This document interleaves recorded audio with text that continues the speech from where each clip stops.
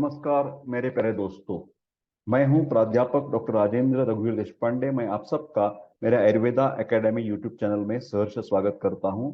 I am MD in Ayurvedic medicine, that is काय चिकित्सा, and MD in Ayurvedic physiology, that is क्रिया शारीर। For paid online consultation and paid online classes you can WhatsApp me on this number 9226810630। मेरे प्यारे दोस्तों, आज different digestive tract पचन के लिए जो शिकायत लोगों को होती है, उनके लिए अच्छी दवा कौन सी दे सकते हैं, इसके बारे में मैं आपको जानकारी देने वाला हूं। फिलहाल पहले मैं वैधानिक इशारा डिस्क्लेमर नाते से बताना चाहता हूं कि कौन सी भी बीमारी में यथावश्यक यथाकाल वैद्य की सलाह लेना जरूरत है।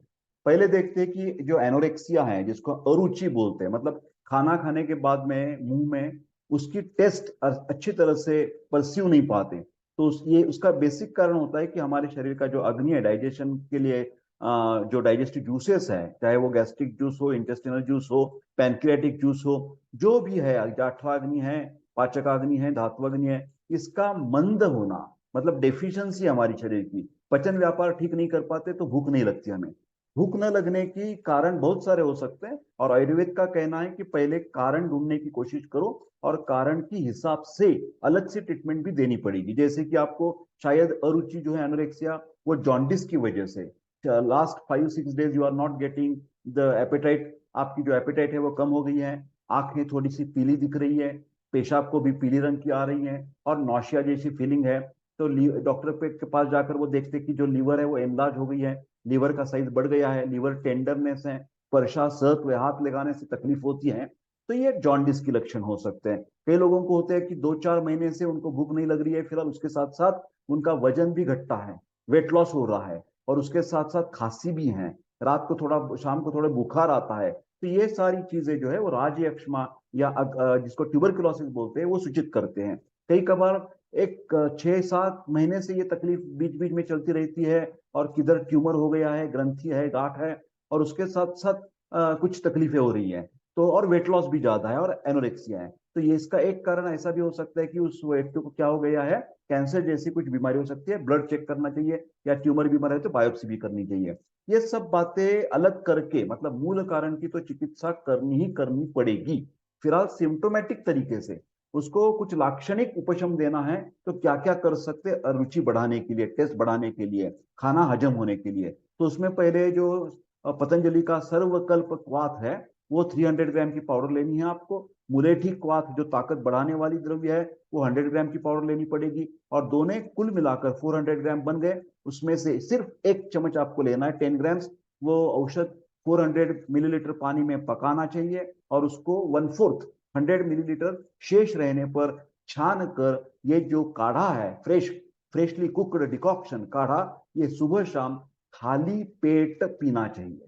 ठीक है। उसके साथ साथ हमारी टेस्ट अरुचि दूर करने के लिए, रुचि बढ़ाने के लिए, चित्रकादि वटी, ये वटी का मतलब टैबलेट होता है, ये 2 गोली है, और उदरामृत वटी, मतलब ये भी टैबलेट है, ये उदरामृत वटी भी पतंजलि की है। ये 2-2 गोली दिन में 3 बार, सुबह, दोपहर, शाम को, प्रातः नाश्ते के समय, दोपहर को भोजन लंच के टाइम, और रात को डिनर के बाद इसका इस्तेमाल करना चाहिए।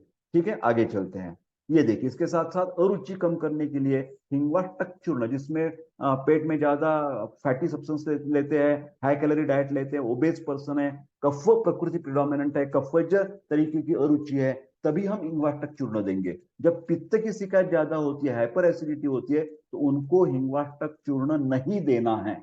क्योंकि ऐसा पिटिडा हिंग जो है ना, वह बहुत ही उष्ण तीक्ष्ण गुणधर्म का है, तो जिसको एसिडिटी की शिकायत है, पित्त प्रकृति है, उनको हिंगवाष्टक चूर्ण नहीं देना, नहीं देना। ठीक है। बाकी के कफ वाले लोगों को दे सकते हैं, वात वाले लोगों को दे सकते हैं। आधा चम्मच प्रातः एवं सायं भोजन से आधा घंटे पहले सुखोष्ण, मतलब गुनगुने जल या भोजन के प्रथम ग्रास के साथ इसका प्रयोग करना चाहिए, पाउडर लेनी चाहिए। चूर्ण का मतलब होता है पाउडर। उसके साथ साथ आश्वरिष्ट में पुनर्नवारिष्ट और कुमारयासो, इसका भी 4 चम्मच लेना है, इसका भी 4 चम्मच लेना है। दोनों मिलकर पानी मिलाकर इक्वल क्वांटिटी ऑफ वाटर, प्रातः एवं सायं भोजन के बाद, after lunch and after dinner, you have to take this particular आश्वरिष्ट। या आपको आश्वरिष्ट लेना पड़ेगा, पुनर्नवारिष्ट और कुमारी। कुमारी जो है ना, एलोवेरा, ये लीवर के लिए बहुत बेहतरीन टॉनिक है, वो लीवर को अच्छा बनाती है। तो ये हमारी कुछ भी पचन व्यापार की शिकायत हो, तो उसमें आपको लीवर का महत्व जानना ही पड़ेगा, लीवर के लिए कुछ व्यवस्था करनी पड़ेगी। ठीक है, अभी हम अजीर्ण मतलब डिस्पेप्सिया की बात चिकित्सा करेंगे। खाए हुए भोजन का पूर्णतया पाक न होना उसको अजीर्ण कहलाता है, डिस्पेप्सिया। इसका कारण जाठराग्नि की मंदता है और इसकी चिकित्सा अरुचि और अग्निमांद्य की भांति है। तक्र में भुना जीरा एवं काला नमक मिलाकर सेवन करने से किसी भी प्रकार का उदर रोग मतलब असाइटिस की जैसी शिकायत और अजीर्ण जैसी शिकायत ठीक हो सकती है। बटर मिल्क, तक्र, छाछ ये बहुत ही बेहतरीन अन्न द्रव्य है। अभी आनाह और आत्मान की बात करेंगे। एवं मतलब आत्मान का मतलब ये आटोप होता है। ठीक है, आनाह पेट फूल जाना, उसमें कुछ साउंड्स, गर्गलिंग साउंड्स आ जाते हैं, बर्बलिंग जिसको बोलते हैं बर्बरिज्म, वो हो जाता है।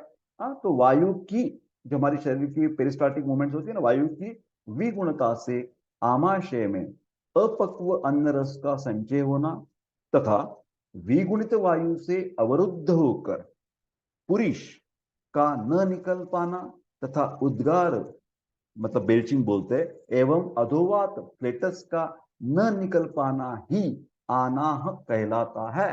तो ये हवा जो है, गैस जो है, वो बीच में रुक जाता है, ऊपर से नहीं निकलता, नीचे से नहीं निकलता। तो इसके लिए क्या करेंगे, ये देखिए पतंजलि का सर्वकल्पकवात की पाउडर लेंगे 200 ग्राम, कायाकल्पकवात की पाउडर लेंगे 100 ग्राम।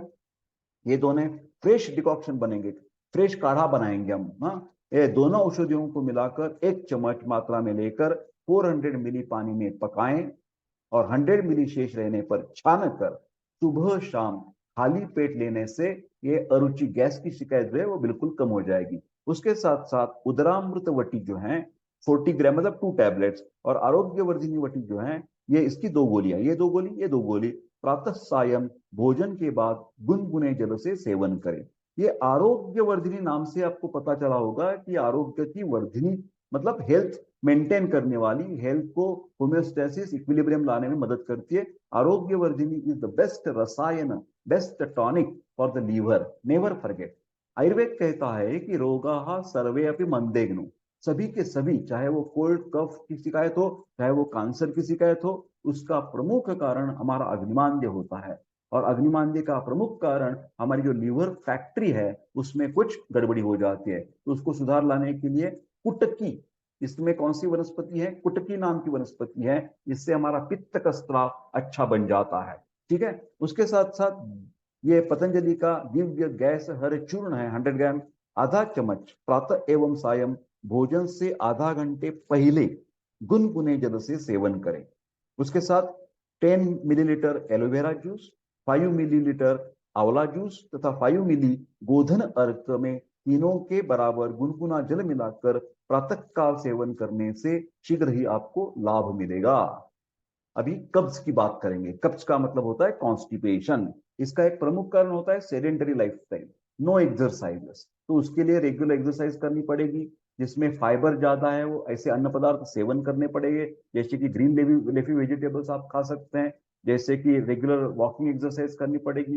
ये पवन मुक्तासन बहुत काम आता है, इसके लिए योगासन करनी पड़ेगी। और क्या करना पड़ेगा, उदर के ऊपर तिल तेल का हल्का सा मालिश, गुनगुना तिल तेल लेना और अम्बिलिकस के सबोतल आपको मालिश करना है और सेक देना है, जिसको आयुर्वेद में स्नेहन स्वेदन चिकित्सा बोलते हैं। उसके साथ साथ पेट में लेने के लिए अभयरिष्ट है, इसमें हरितकी है। ये 4 चम्मच दवा, 4 चम्मच इक्वल क्वांटिटी ऑफ वाटर समभाग पानी मिलाकर प्रातः एवं सायं भोजन के बाद सेवन करना चाहिए। उसके साथ पतंजलि का उदरकल्प या दिव्य चूर्ण 100 ग्राम लेना है और 1 चम्मच चूर्ण को रात्रि में सोने से पूर्व गुनगुने जल के साथ सेवन करना है। उसके बाद चित्रकादि वटी और आरोग्यवर्धिनी वटी 2-2 गोली दिन में 2 बार नाश्ता एवं रात्रि भोजन के बाद इसका इस्तेमाल करना चाहिए। मधुमेह के रोगी उदरकल्प चूर्ण का प्रयोग न करें। ये जो उदरकल्प चूर्ण लिखा है ना पतंजलि का, जिसको डायबिटीज है उन्होंने ये नहीं लेना है।